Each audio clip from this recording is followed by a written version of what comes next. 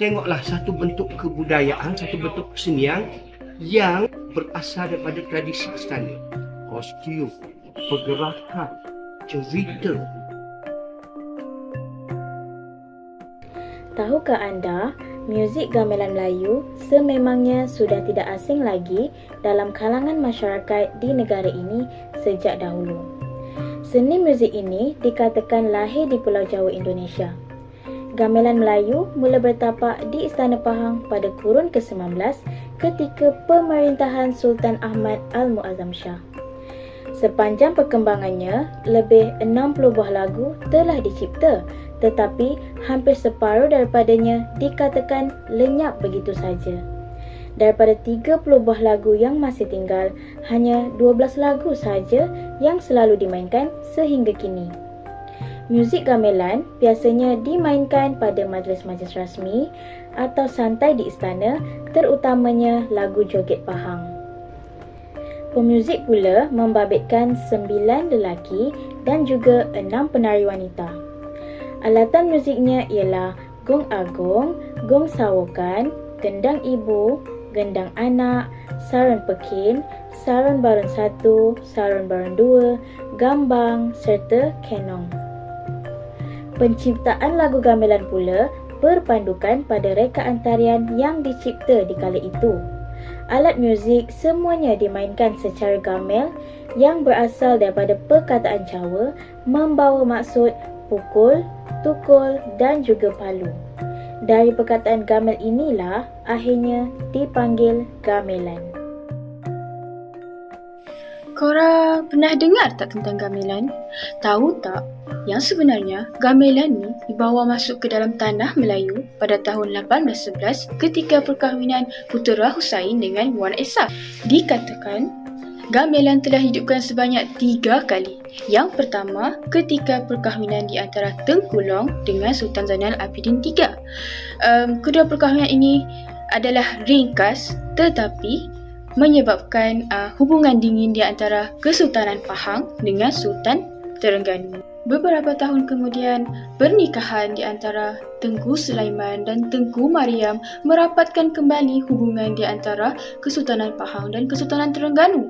Hubungan perkahwinan ini bukan sahaja membantu merapatkan hubungan, namun berjaya menghidupkan kembali gamelan kali kedua. Kedua-duanya menyukai gamelan, yang mana Tengku Sulaiman sangat menyukai seni muzik gamelan, manakala Tengku Mariam seorang puteri yang pandai menari. Mereka berdua bersama-sama memartabatkan seni gamelan dengan menjadikannya persembahan ketika permasyhuran Tengku Sulaiman sebagai Sultan Terengganu yang baharu. Walau bagaimanapun, kematian Sultan Sulaiman dan kesan Perang Dunia Kedua menyebabkan gamelan diletakkan di Istana Kolam. Kabar tentang gamelan lenyap seketika sehinggalah Tan Sri Datuk Dr. Mubin Shepherd menjumpai gamelan di Istana Kolam. Maka dengan bantuan Tengku Ampuan Mariam, mereka pun kembali menghidupkan gamelan untuk diperkenalkan di permata dunia. Dengan bantuan suntikan dana oleh Tengku Ampuan Mariam, mereka membentuk sebuah kumpulan Terengganu Royal Gamelan Orchestra, yang mana kumpulan ini diketuai oleh Mak Nang, iaitu bekas ketua penari istana, dan Pak Mat selaku pemuzik lama.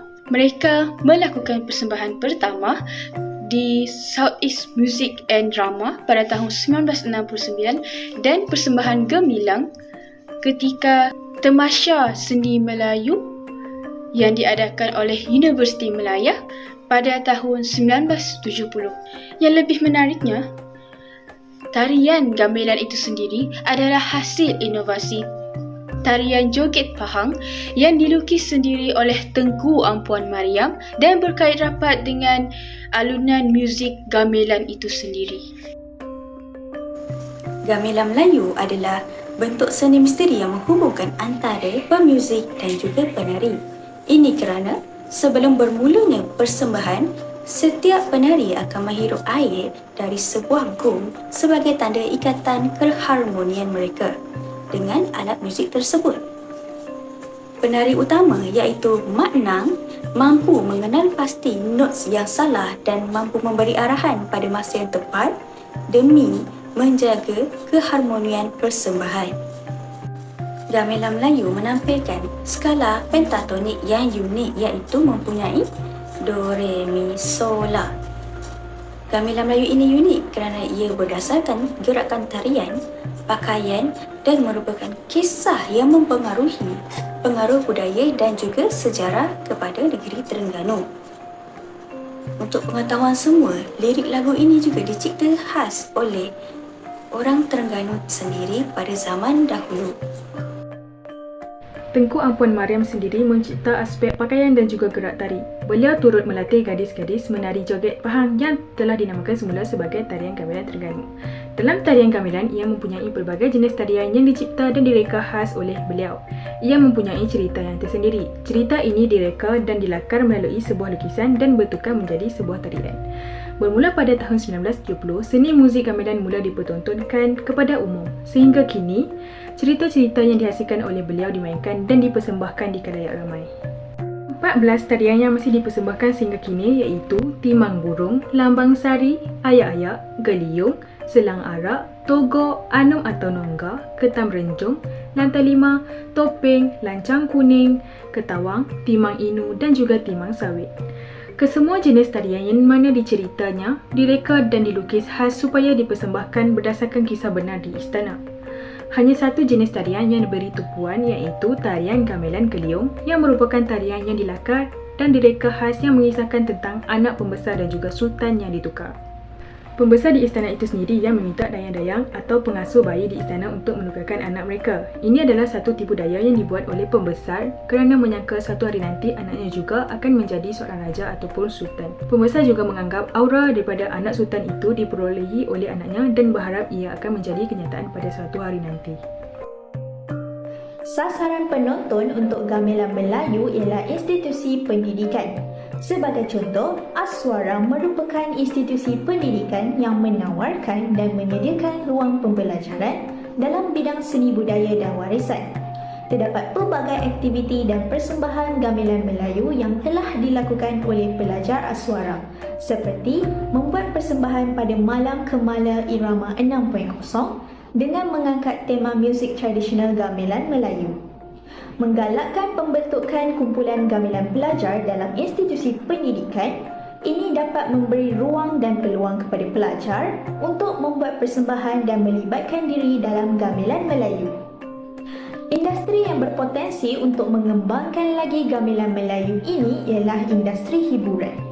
Ia boleh digabungkan ke dalam filem, dokumentari atau teater untuk menambahkan lagi dimensi asli dan budaya kepada industri hiburan.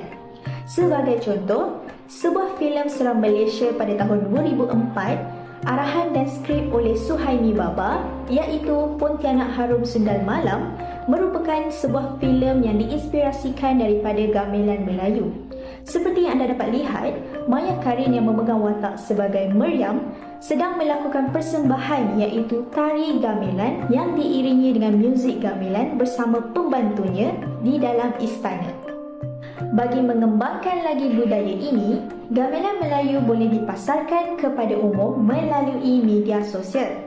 Pihak pengurusan seni budaya dan warisan perlu mewujudkan satu profil media sosial yang aktif dan menarik. Melalui media sosial seperti TikTok, Instagram dan Facebook, gamelan Melayu boleh dikongsikan dengan kandungan yang pelbagai.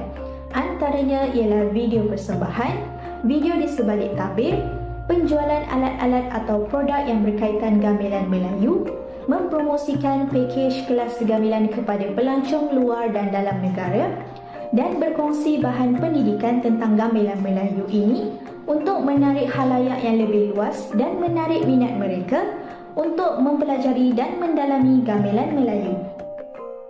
Kesimpulannya, warisan gamelan Melayu adalah lebih daripada sekadar seni pertunjukan. Ia adalah budaya yang kaya dengan sejarah, Melalui usaha pemeliharaan dan penyebarluasan, generasi akan datang diharapkan dapat mengapresiasi keindahan yang terkandung dalam setiap bunyi dan gerakan gamelan Melayu.